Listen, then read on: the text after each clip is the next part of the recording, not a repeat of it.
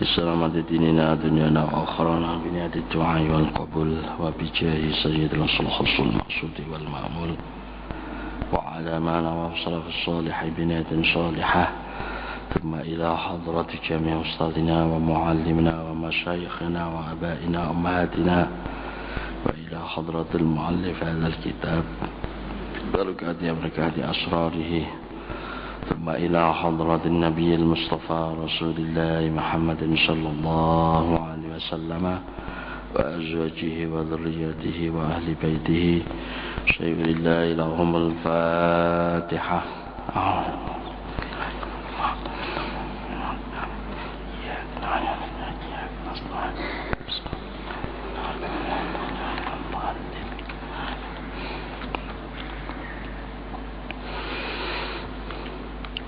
Alhamdulillahi Rabbil Alamin wa bihi nasta'inu ala umuri dunya waddin. Assalatu wassalamu ala ashrafil anbiya'i wal mursalin Sayyidina Muhammadin wa ala alihi wa sahbihi ajma'in. Wa la hawla wa la quwwata illa billahil azim. Amma ba'd. Hadratal mukarramin, para sesepuh yang kami hormati, para bini sepuh yang kami muliakan, para bapak ibu jamaah salat subuh yang kami cintai, patutlah kiranya kita sebagai hamba Allah pagi hari ini bisa menghirup udara segar, lalu bisa bertatap muka dan bisa melakukan ibadah salat subuh dengan berjamaah, lalu bisa melanjutkan pengajian di pagi hari ini. Harapan kita semuanya, semoga apa yang kita bahas, apa yang kita telaah, dan apa yang kita kaji bersama senantiasa di bawah lindungan Allah Subhanahu wa ta'ala. Dan semoga pula kita akan mendapatkan tambahan ilmu yang bermanfaat untuk kemaslahatan kita menuju ridha Allah fid dini wad dunya wal akhirah. Amin ya rabbal alamin. Arek kok ditinggal mati bapake niku koyok-koyok gak ono sing ngayomi ndek kene oh. Oleh itu patutlah Nabi mengatakan, si namanya anak yang tidak punya bapak itu adalah diperintahkan kita untuk menaruh belas kasihan. Diceritakan dalam sebuah riwayat, hukiya anna rajulan minal munhamikina. Di zaman dulu itu ada seorang laki-laki yang bergelimang dalam perbuatan dosa. Hidupnya seorang laki-laki itu ada fi nawahil Basrati, di daerah yang namanya Basrah atau yang terkenal dengan sebutan di daerah Irak. Zaman biyen niku ana wong lanang sing gawene saben dina uripe iki liyane maksiat. Pagi sore selalu berbuat durhaka. Apa kedurhakaan si orang laki-laki ini? Selalu minum minuman keras, selalu mabuk-mabukan. Dadi uripe niki esuk sore mendem mabuk.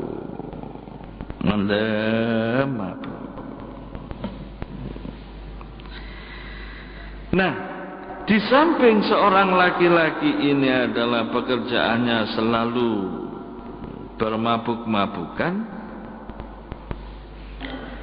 kama sami'ta tulan nahari fil ma'khuri mashghulan bisyurbil khamri. Di samping tiap hari itu bergelimang dalam minuman keras, tiap hari subuhnya itu adalah germo. Germo subuhnya itu adalah mucikari. Ulan nahari fil makhuri. Makhuri itu adalah diterjemahkannya dengan apa? Mucikari. Dipendino tok. Tetapi pada suatu saat si namanya orang yang bergelimang dalam perbuatan dosa, minuman keras dan pekerjaannya itu adalah perempuan, suatu saat meninggal dunia. Sing diarani mati gak pandang bulu wong pinter, ndak pandang bulu orang bodoh. Yang namanya mati kalau sudah datang tak pandang bulu itu orang baik, tak pandang bulu itu orang jelek. Kullu nafsin dha'iqatul maut. Kullu nafsin, setiap jiwa, setiap benda hidup termasuk manusia, mau tidak mau akan mencicipi kematian. Pada suatu saat dia meninggal dunia. Barang mati. Gimana orang yang demikian itu? Falam yajid imra'atuhu mayyu'inuha. Si istrinya merasa sedih dan merasa susah karena tidak ada orang yang pada menjenguk jenazahnya, tidak ada orang yang pada datang untuk bertakziah. Akhirnya barang mati niku gak ono wong padha nyelawat. Panjane umpamane di kampung niku perkampungan santri, perkampungane golongane wong-wong ahli ngaji, ahli ibadah, kok niku ono mabuk mendem terus-terusan mati, akhirnya gak ono sing gelem nyelawat. Gampangane cara mriki niku sampeyan gak nyelawat ta? Sapa? Ane iku lho, Pak Dul mati lho. Wah, kaene mendem ya. Pak Dul mati wis gak kaene mabuk iku apa kowe. Karena tidak ada yang menjenguk, tidak ada yang datang untuk melayatnya, si namanya sang istri merasa sedih. Cara wong mriki, ya apa bapak ya arek iki mati, gak ono sing padha nyelawat.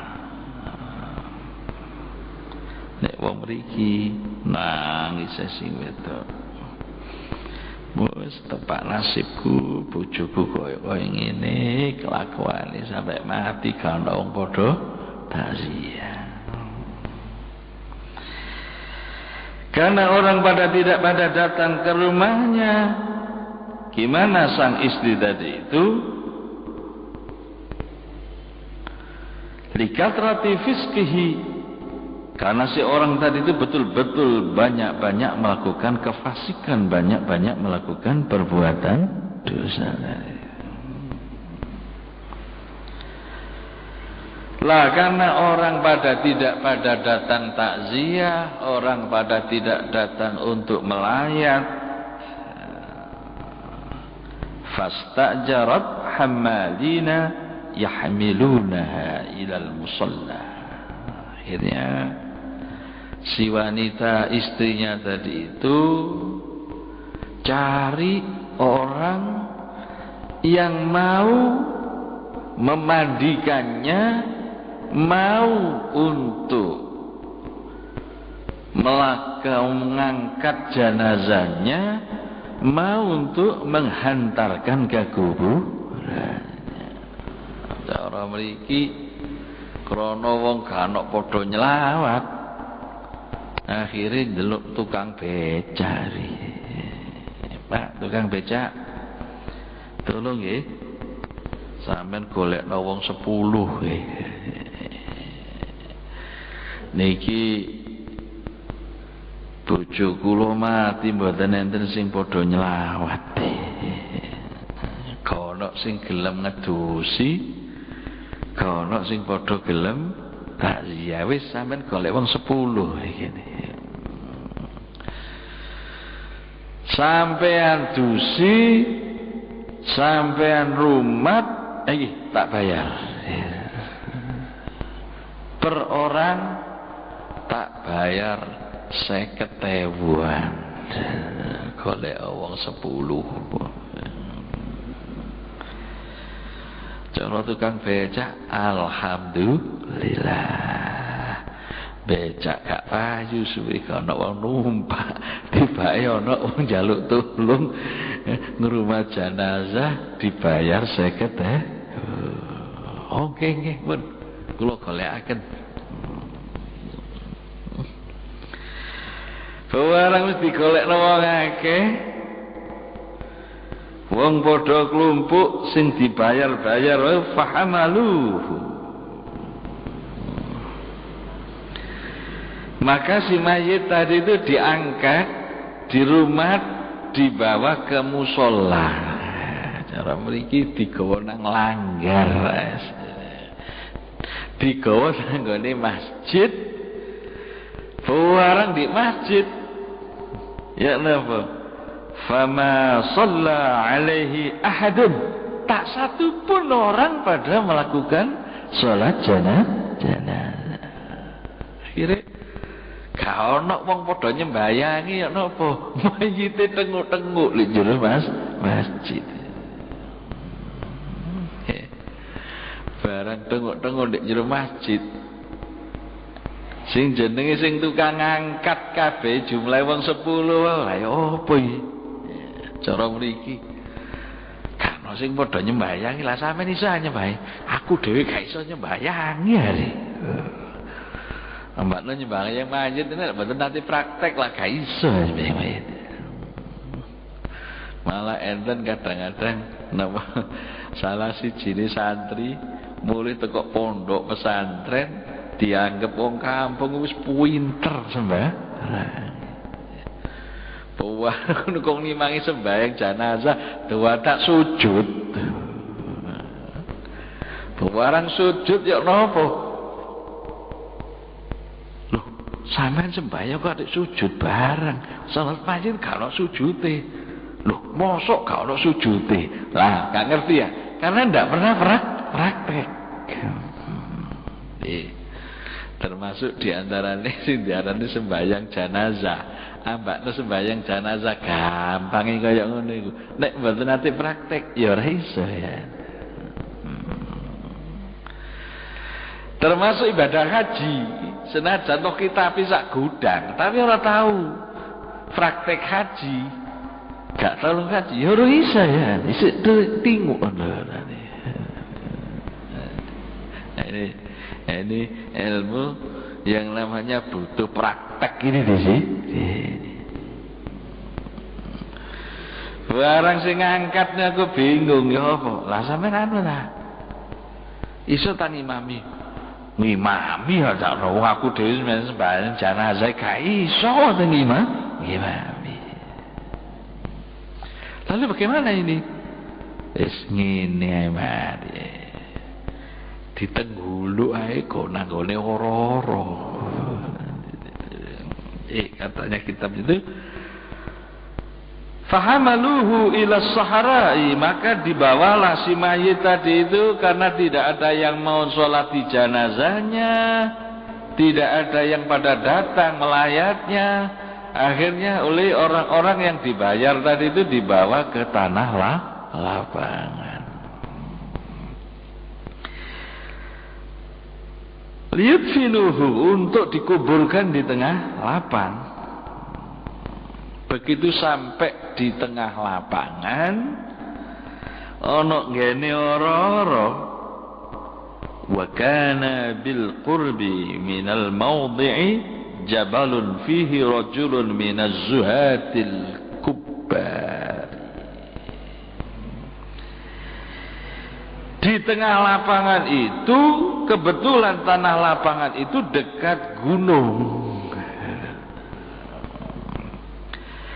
Lah di atas gunung itu ada seorang yang ahli tirakat, ahli riyadhah, ahli rialat, ahli poso, ahli melek bengi, ahli sholat, ahli zikir, ahli taqarrub kepada Gusti Allah. Barang ngoten iki nek dhuwur gunung niku ana salah sijine wali lah. Salah satunya seorang wali tadi itu turun dari atas gunung untuk menghadiri yang namanya mayit tadi itu, yang tidak ada orang yang mau mensolatinya. Niki cara dan ini para kiai-kiai NU pernah dibahtul masailkan. Gimana hukumnya orang yang tidak sholat kemudian mati, gak tahu sembahyang, gak tahu poso, barang itu terus mati, itu apa harus dirawat, apa harus dimandikan, apa harus disolati? Itu menurut putusan Bahsul Masail bahwa orang itu selama dia itu Islam, walaupun dia tidak sholat, walaupun dia tidak puasa, kalau mati tetap harus dirawat cara Islam, harus dimandikan sekaligus harus disolati. Lah orang mati itu kalau banyak mensolatinya, itu katanya dalam hadis yang diriwayatkan oleh Imam Muslim, kalau ada orang bisa disolati oleh 3 shaf. Nek ana wong mati kok disembayangi wong gambarane wong 150. Umumnya sak shaf ning sini wong 50, 3 shaf lah 150 aja. Lah mayit ini dicatat daripada deretan orang ahli surga. Karena apa? Barokahnya orang yang melakukan banyak mensolatinya. Kalau ada orang mati tidak bisa disolati orang 150, tapi bisa disolati orang 100. Umpama nek wong mati sing nyembayang iki jumlahe ana wong 100. Itu katanya dalam hadis, mayit ini harapan diampuni dosanya oleh Allah. Berkat apa? Didoakan orang banyak, disolati orang banyak. Lah winginane sing jenenge Gus dulu sing mateni wong sing nyolati wong pira lho. Waduh, bukan ratusan, ribuan orang.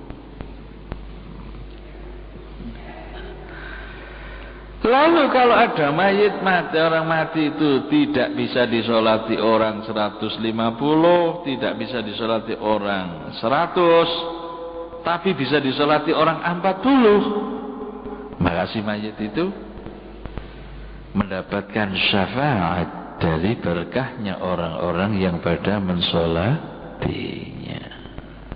Gampangane mayit iku sing disolati wong 40. Oh, alamat mayit iku oleh pitulung gak bakal disiksa wae Gusti Allah.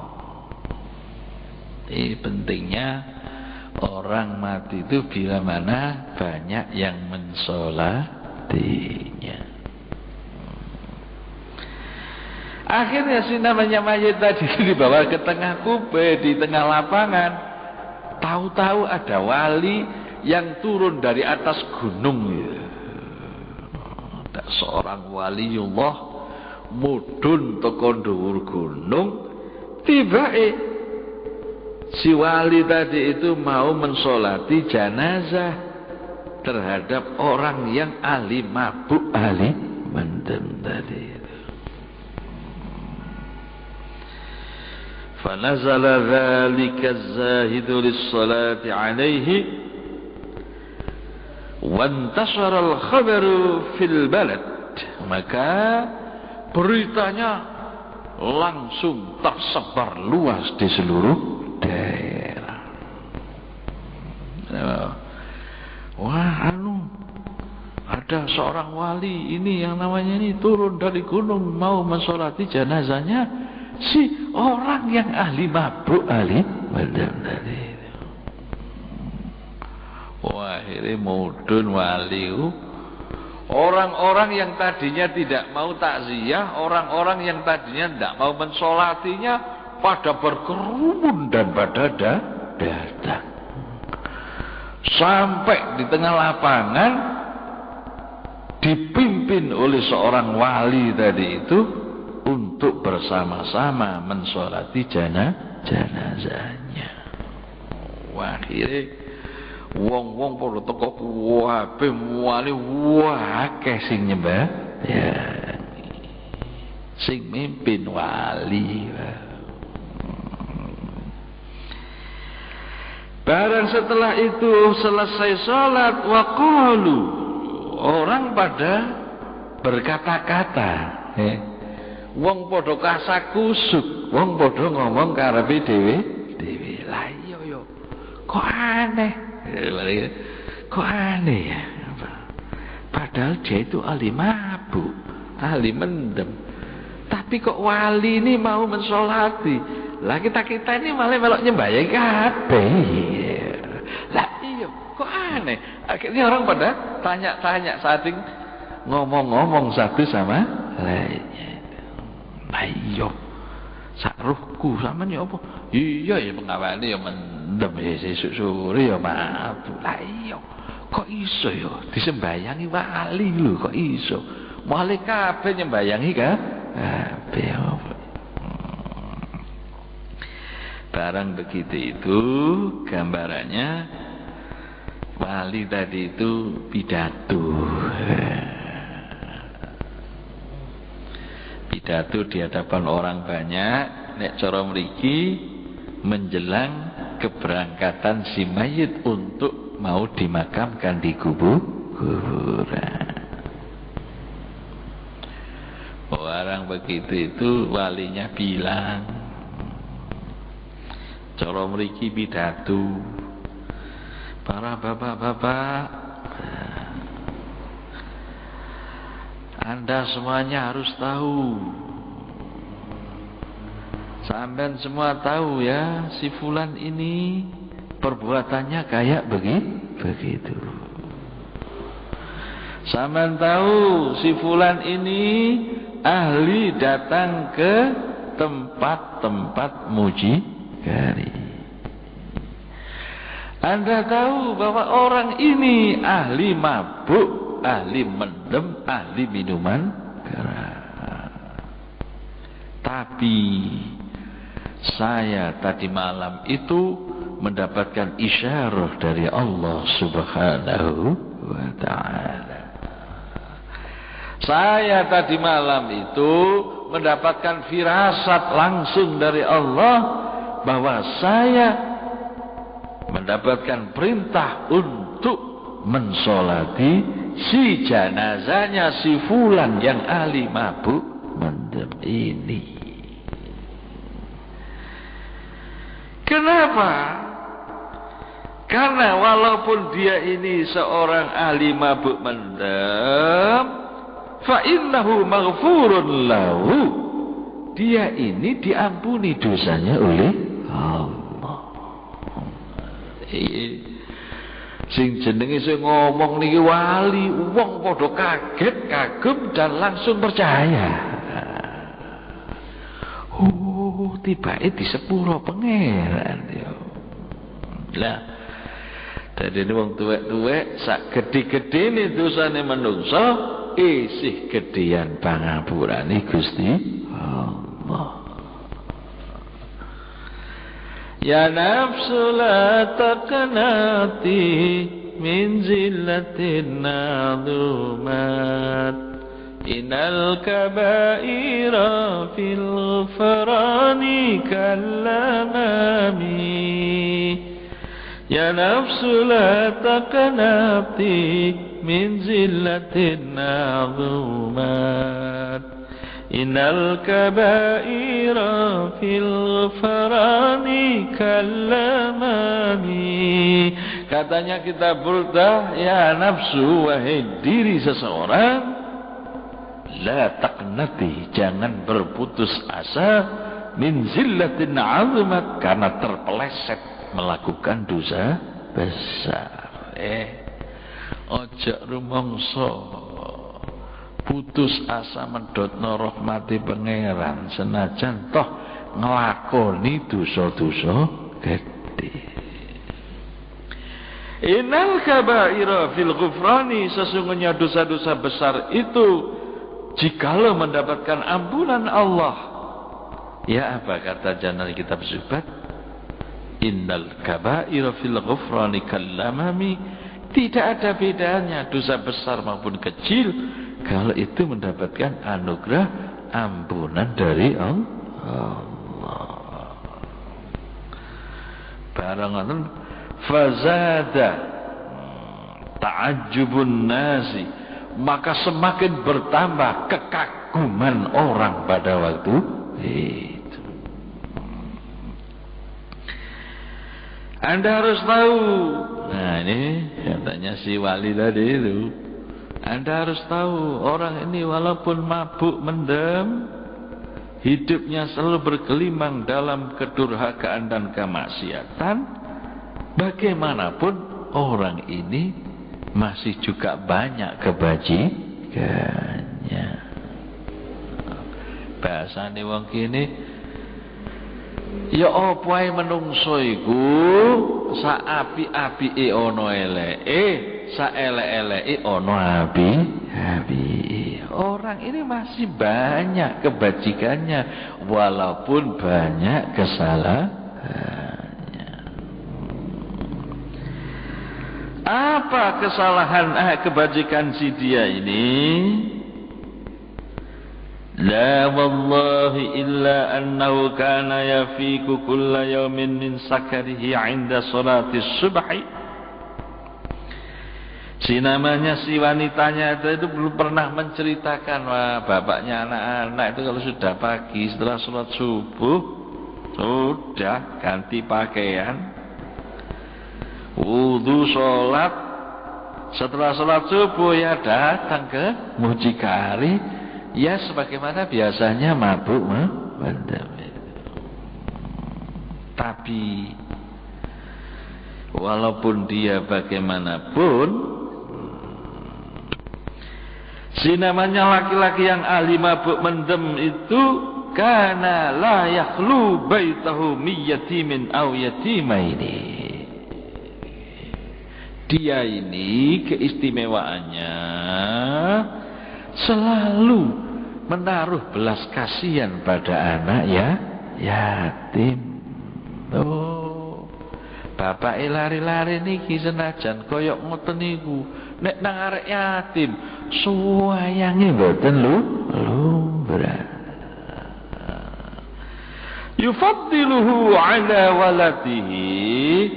Si orang yang ahli mabuk mendem ini, istri suami saya yang ahli maksiat durhaka ini, selalu open terhadap anak-anak yatim itu, sampai yang namanya kasih sayangnya itu melebihi daripada kasih sayangnya pada anaknya sendiri. Lebih mengutamakan anak yatim daripada anaknya sendiri.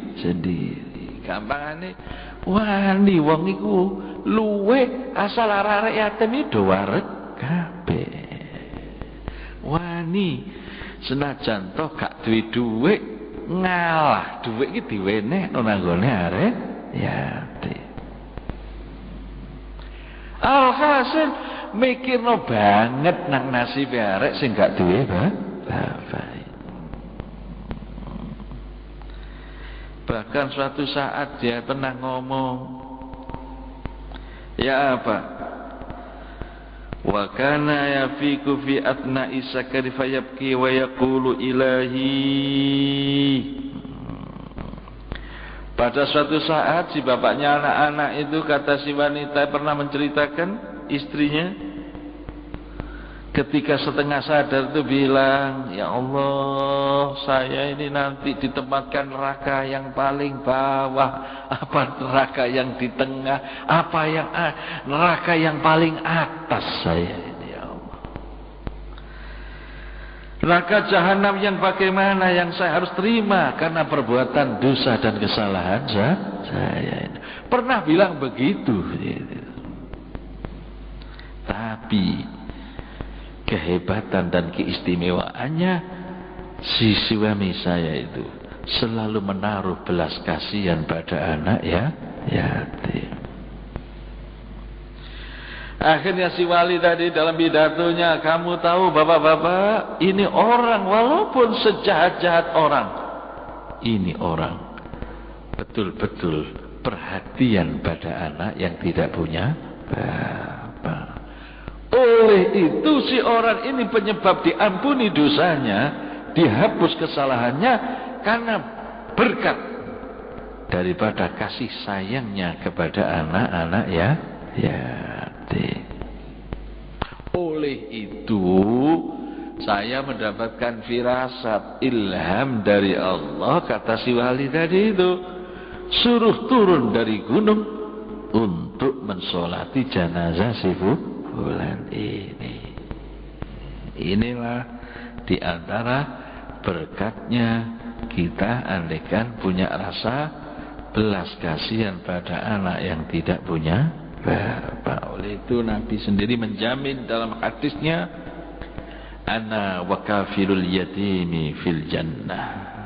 Aku, kata Nabi, akan menjamin orang yang mau memikirkan nasib anak yang tidak punya bapak, akan saya gandeng dan akan saya rangkul bersama untuk masuk ke dalam surganya Allah Subhanahu wa ta'ala. Semoga kita semuanya dibuka hati kita oleh Allah Subhanahu wa ta'ala, bisa menaruh belas kasihan pada anak yang tidak punya bapak, agar kita betul-betul mendapatkan anugerah rahmat dan belas kasihan Allah nanti di akhirat. Amin ya rabbal alamin. Kiranya itulah yang bisa kita sampaikan, kurang dan lebihnya mohon maaf. Wallahul muwaffiq lis-shawab wa ilaihil marja'ul ma'ab. Assalamualaikum warahmatullahi wabarakatuh.